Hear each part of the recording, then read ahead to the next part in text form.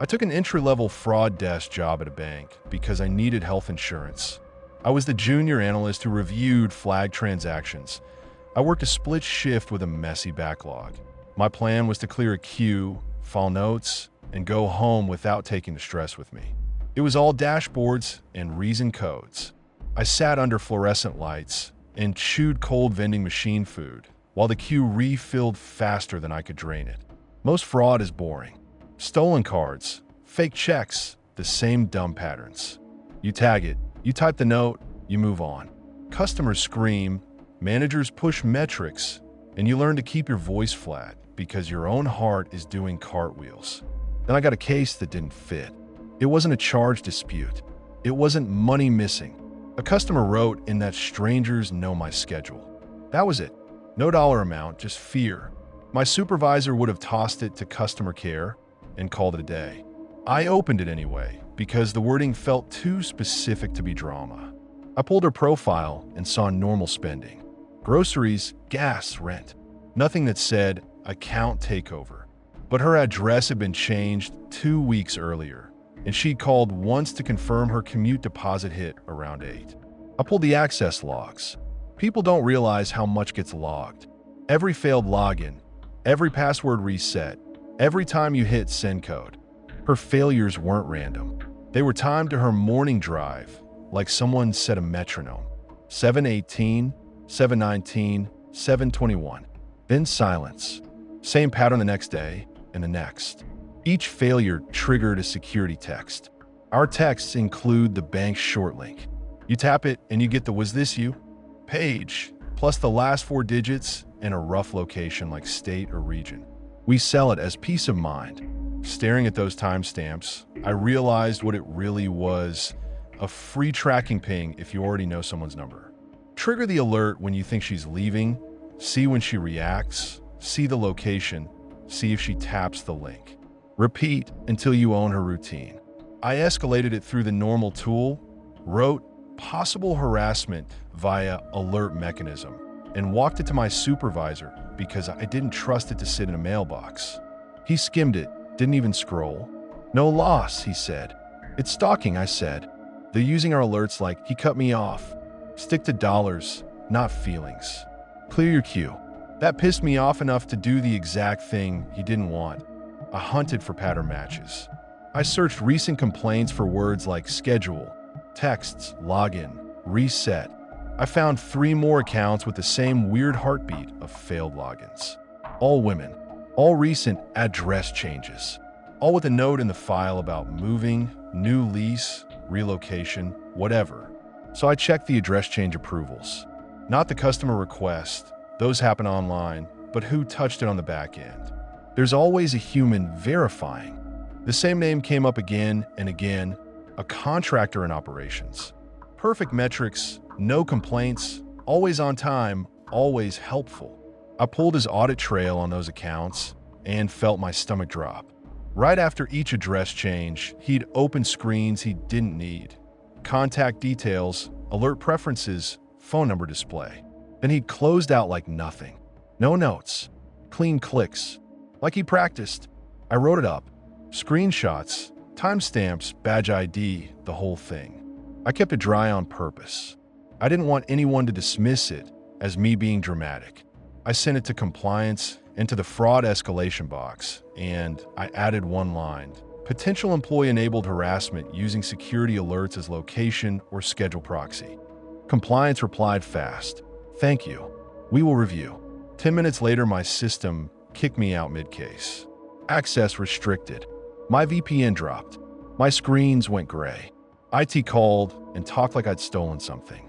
"Your access is on hold pending review of unusual queries," the guy said. Unusual queries are literally my job. I snapped. He just repeated, "Don't attempt to log in. Your manager will follow up." I went to my supervisor. Now, he looked up like the problem was finally on his desk. "What did you do?" he asked. "I did your bank a favor," I said, and he flinched like I'd sworn at his mom. He started lecturing me about chain of command and creating exposure. I argued back, loud enough that people 2 cubes over stopped typing. He told me I was going to get myself fired. I told him he was going to get someone hurt. Next day, HR pulled me into a glass room and asked why I accessed multiple customer accounts without business need. They didn't ask what I found. They asked if I'd saved anything to a personal device, if I'd told anyone, if I'd contacted the customers. They kept saying procedure, like it was a god that forgives everything. I said, someone inside operations is using our text to track women. What's the procedure for that? They stare at me like I'd spilled coffee on the carpet. One of them said, we appreciate your vigilance, and then went right back to scolding me for how I'd looked. I noticed another detail that made me feel sick. The failed logins were careful.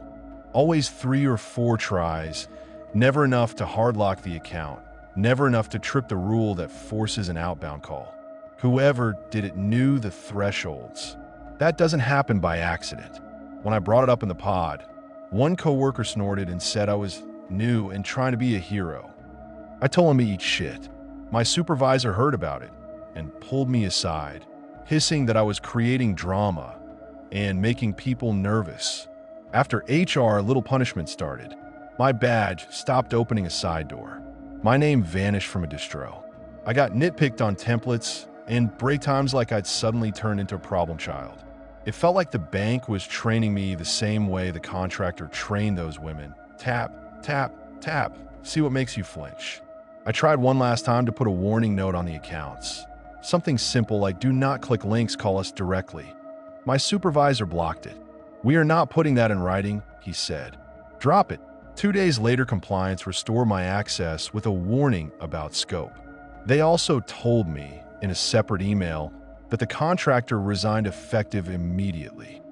That was the whole resolution. He quit. Problem solved. No details. No, we notified the customers. No, we're involving police. Just a corporate shrug dressed up as confidentiality. I kept pushing. I asked for badge logs. I asked for his workstation history. I asked if he'd accessed employee profiles. I got stonewalled. My supervisor started treating me like a lit fuse. He'd whisper, drop it, like he was protecting me, but it felt like he was protecting the bank. That night, after my split shift, I got home and finally sat down. My phone buzzed, then buzzed again. Password reset texts, mine, my email, my social accounts, a shopping app one barely use. One after another, spaced out, not frantic, controlled, like someone flicking my ear to see if I turn my head. At first, I tried to logic it away. Breach, bots, bad luck. Then I looked at the timestamps and my blood went cold.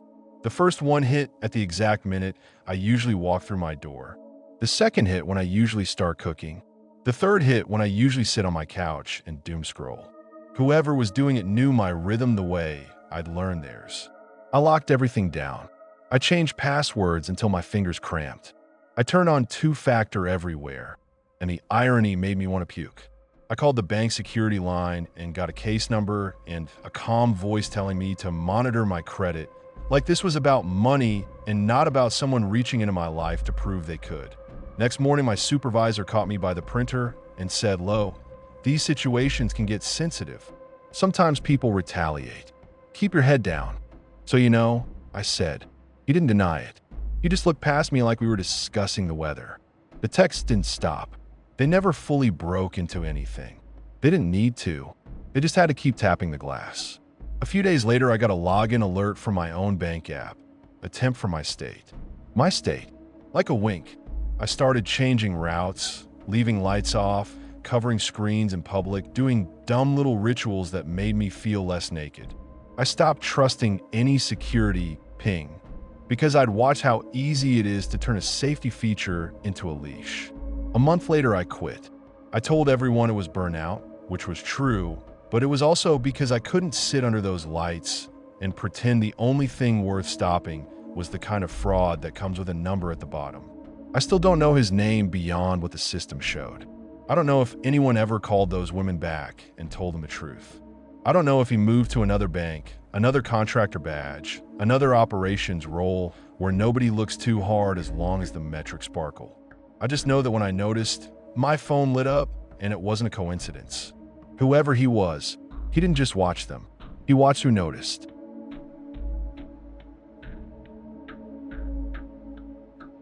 I started doing IT asset pickups for an e-waste company because it paid per stop, and I was tired of begging for hours like a dog. I was the driver who hauled old desktops from offices to the shred cage, the guy who showed up through the back door, scanned serials, loaded fast, and got the hell out.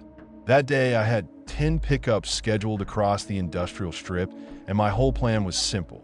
Don't talk, don't linger, hit the last stop before rush hour, and the bridge turned into parking lot.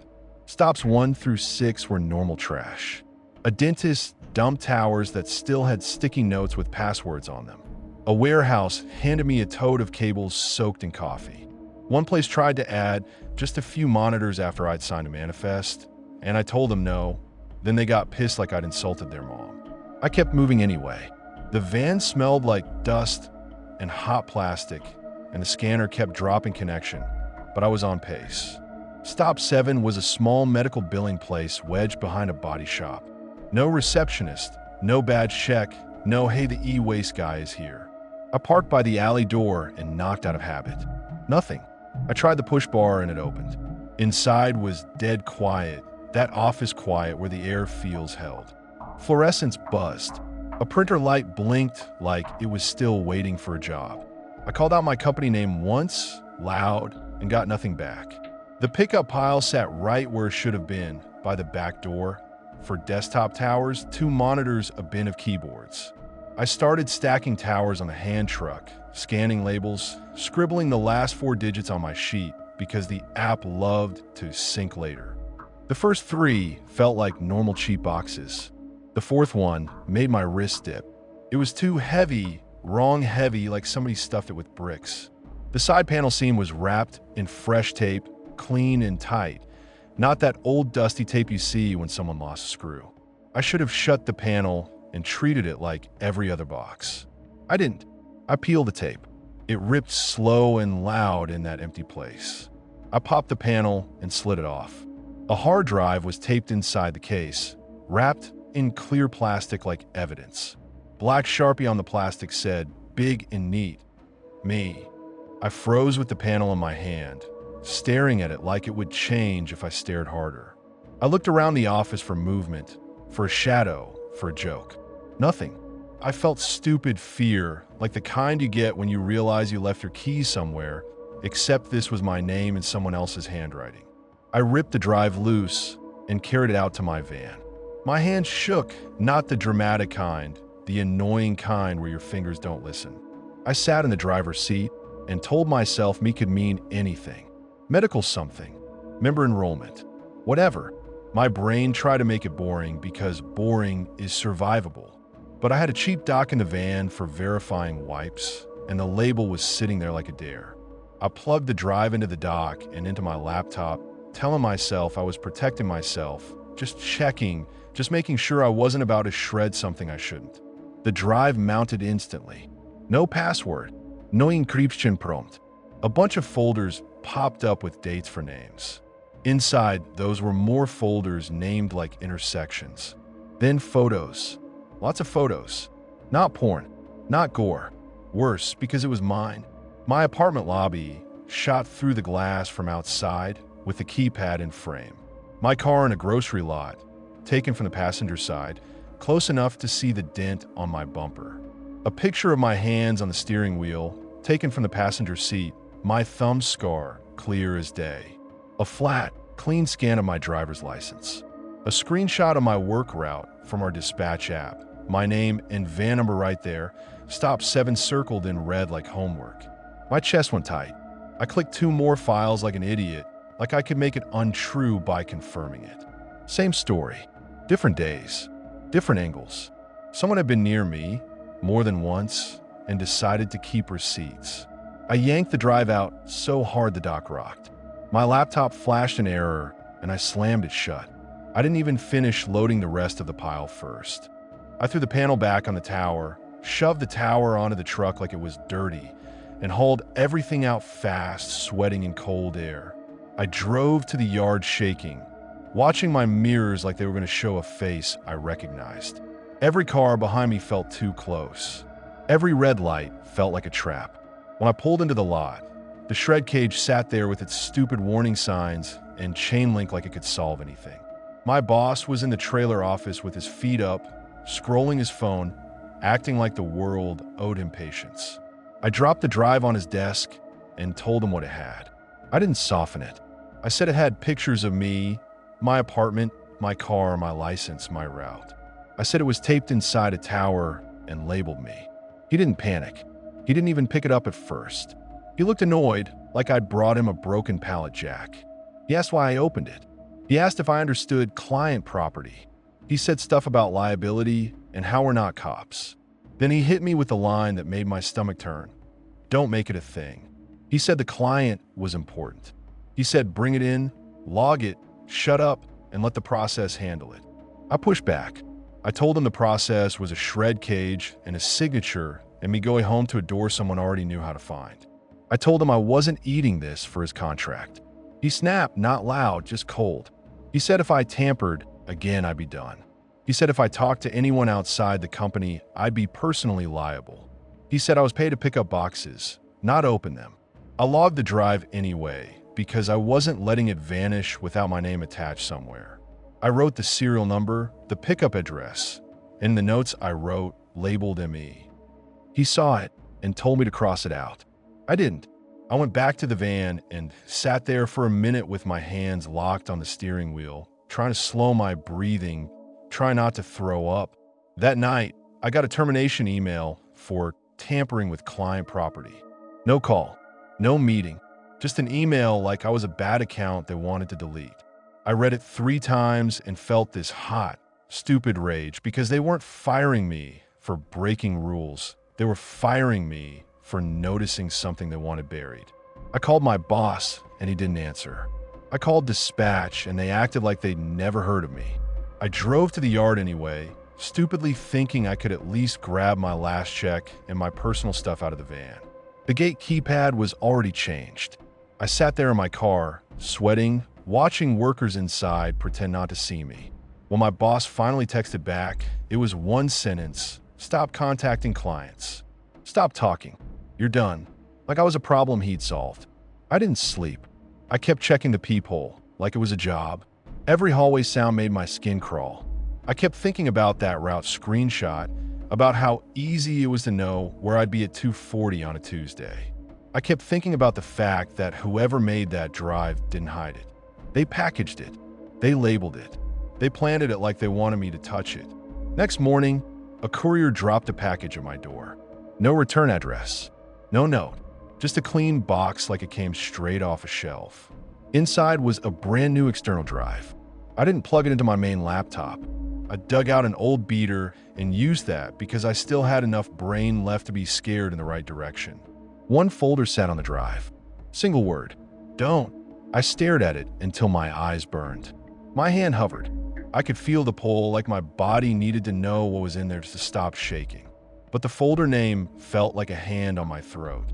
It didn't read like advice. It read like ownership. I didn't open it. I ejected the drive and put it back in the box and shoved it in a kitchen cabinet like hiding it would erase it. Then I did the only thing that felt even remotely like control. I moved. I broke my lease, ate the fee, packed my life into my car and a couple borrowed bins, and got a new place across town with a new key code and a different parking lot. It didn't fix the feeling. I still jumped at footsteps.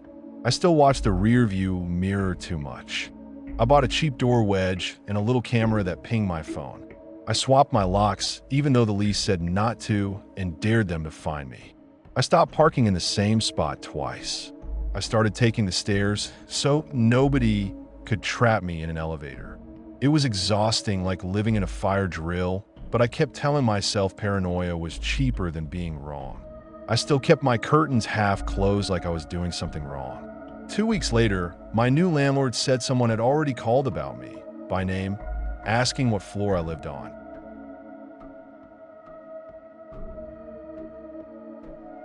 I took a night shift cleaning a 24-hour gym because my paycheck got eaten by a tow bill. I was the closer with a master key and a radio. I worked alone from midnight to 5 a.m. My plan was to mop, empty lockers, log broken stuff, and get out before the morning crowd. The first week went smooth. A couple insomniac lifters did their sets, nodded at me, kept moving. The TVs played muted sports. The place stayed bright and empty enough that I could pretend it was safe. I pushed my cart, wiped benches, swapped trash bags, and counted the minutes. Then I started finding lost items placed like breadcrumbs. One shoe on a bench by the free weights, a phone face down in the sauna, a wallet sitting open in the men's locker room like somebody wanted me to touch it. None of it looked accidental. Each thing sat dead center, cleanly placed like a dare. I did what they trained me to do: gloves on, bag it, photo it, log on the tablet, drop it in lost and found, keep moving. The next night, the same items showed up again. Not the same kind, literally the same shoe, same cracked phone, same wallet. I checked the bin first because I thought I was mixing up nights. The shoe was still there, sealed in the bag I tied. The phone was still there. The wallet was still there. Then I walked my loop, and there was the shoe again, back on the same bench. My stomach flipped like I'd watched a magic trick I didn't ask for. I grabbed the shoe and kept it in my hand while I cleaned, like I could prove it couldn't be in two places at once. I carried it past the treadmills, into the bathrooms, back to the bench. When I came back, the bench still had a shoe on it. Same scuff, same little tear by the lace hole. My hand went cold. After that, I got careful in a way that makes you feel stupid. I stopped touching anything barehanded. I started taking pictures before I moved stuff. I started counting people in the building and checking exits like I was security instead of janitor. Every night, the items came back out, laid where I'd find them. I kept logging them because the job drills it into you. If it isn't written down, it didn't happen. I checked the camera feed because the manager loved to say, "We have cameras," like it was a spell. The monitor was in the back on a cheap desk between storage shelves. I scrubbed the hallway camera aimed toward the locker rooms. It played fine until 2:17 a.m. At 2:17 it looped. 10 minutes of the same empty hallway. Same light flicker. Same nothing. 10 minutes. Then it snapped back and kept recording like nothing happened. I rewound it 3 times. The system time didn't jump. It wasn't lag. It was a clean loop, the kind you get when someone overwrites footage on purpose. I started taking pictures of the screen with my phone and writing dates down. I taped the closet door once as a test, a ripped strip across the seam. When I came back later, the tape was back in place, but the rip didn't match. Somebody peeled it and replaced it. Somebody didn't just want it in my closet. They wanted me to think nobody had. I told the manager the next afternoon. He rolled his eyes and asked if I'd been smoking on shift. I told him to stop being a dick and look at the timestamp. I told him the same items kept reappearing and the camera loop lined up with it. He acted like I was accusing him personally. He said the system was fine. He said I was tired. He said if I couldn't handle nights, he'd find someone who could. I snapped back that if somebody got hurt in his building, he could explain to the cops why 10 minutes disappeared every night at the exact same second. He got loud. He told me not to threaten him. I told him I wasn't threatening him. I was warning him. He said I was replaceable. That one pissed me off more than it should have because he was right. That night, I came in with my keys clipped tight and my radio turned up. I try to keep my routine normal because panic makes you sloppy. Around 2:05, the wallet was out again, open on the bench like it wanted my prints. I logged it anyway because the job beats that into you, paperwork first, instinct second. At 2:17, I watched the loop start like a clock. 10 minutes of empty hallway while whatever mattered stayed off screen. When it snapped back, I didn't feel relieved.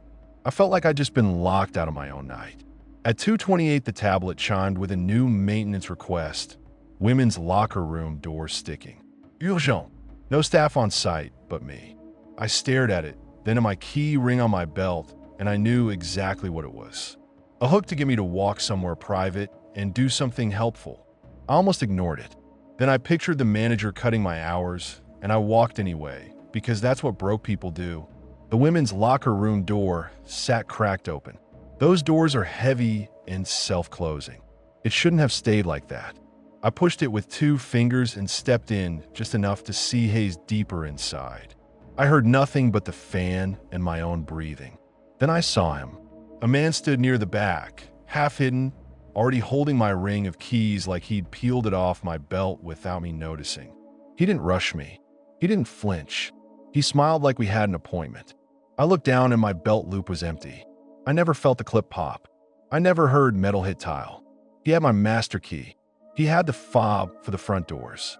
He had every exit I could use without smashing glass. I backed out, slammed the crash bar, and ran for the front. I mashed the radio button and got a burst of static, then dead air. The screen went blank. When I hit the main doors, I realized the obvious problem. I couldn't unlock them without the fob on that ring. I shoved the doors anyway. Locked. I ran to the staff door. Locked. I ran to the office hall. Locked. My mouth tasted like pennies. Behind me, I heard slow footsteps on tile. Not chasing, just following like he had all night. I called the manager and got straight to voicemail. I left a ragged message and hung up because hearing my own panic made me hate myself. I hit the emergency exit by the stretching mats because I didn't care about alarms anymore. The bar gave way and the door opened clean. No siren, no flashing light, nothing. That scared the shit out of me because it meant the alarm wasn't broken. It was turned off.